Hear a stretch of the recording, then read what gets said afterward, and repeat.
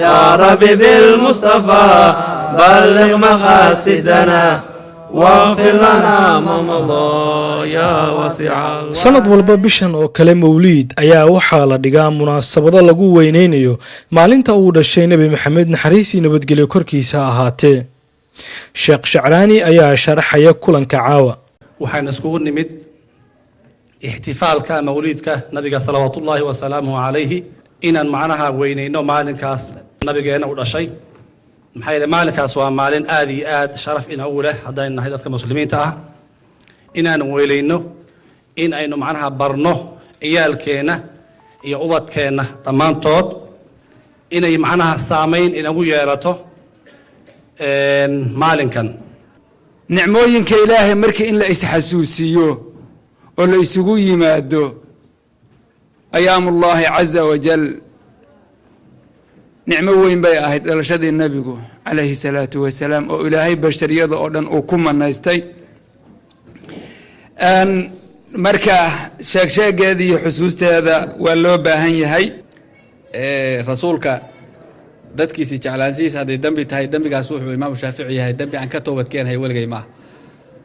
marka haddii weynayn iyo sheegsheeg rasuulka sal allahu alay wasalam wax la xiriira ay dembi noqoto qofku wuxuu oranayaa fadalika dhanbun lastu canhu atuubu. waxaa sidoo kale laga taariikheeyey akhlaaqda, dabeecadda, sifaadka iyo halgankii uu soo galay nabi maxamed naxariis iyo nabadgelyo korkiisa ahaatee in qof walba la gaarsiiyo dacwada si looga badbaadiyo cadaab alle. You have heard that Prophet Muhammad sallallahu alaihi wasallam did not have a father to raise him. He had only a grandfather and uncle, and they did not live long to see the fruit of their raising. خلقه القرآن صعد أيها النبي صلى الله عليه وسلم وكان أكثر الناس تواضعا قف وقد بريث بدن بوها النبي صلى الله عليه وسلم. إن دورنا سيداس أوكله إن الرسول كان إنان إلومين أن أولادنا أوجش كأنه أن هذي ليلة عرورتنا أن برنو محبتي صلى الله أبورا الله تربية يا رسول أولاده.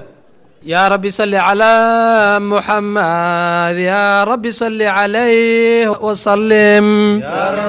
waxaynu isugu nimid inaan ka qayb galno oon qayb ka qaadano farxaddii dhalashadii nabigeennii subhanaa calayhi afdalu salaatu wasalaam. maantay mawliidka aan isugu imaanay nabigeena calayhi salaatu wasalaam dhalashadiisa ayaan u dabaaldegaynay aadna waa ugu faraxsanahay. kulamada noocan oo kale ayaa waxaa sidoo kale ka faa'iideysta ubadka Soomaaliyeed ee ku nool qurbaha iyagoo si aad loo bara taariikhda iyo waliba sifaadka uu lahaa nabi maxamed naxariis iyo nabadgelyo korkiisa ahaatee. Our prophet is Prophet Muhammad ibn Abdullah bin Abd Muttalib bin Hashim bin Abd Munaf bin Qusay bin Kilab bin Murra bin Ka'ab bin Lu'ay bin Qalib bin Fihr bin Malik bin Nadar bin Mudarika bin Ilyas bin Mudar bin Nizar bin Ma'ad bin Adnan sallallahu alayhi wasallam. kuwani waa qaar ka mid ah gabdhaha halkan ku dhashay waxna ku barta madarasooyinka islaamiga ah iyagoo soo bandhigay qasiidooyin carabi iyo af Soomaali la baray oo ku saabsan amaanta nabi maxamed.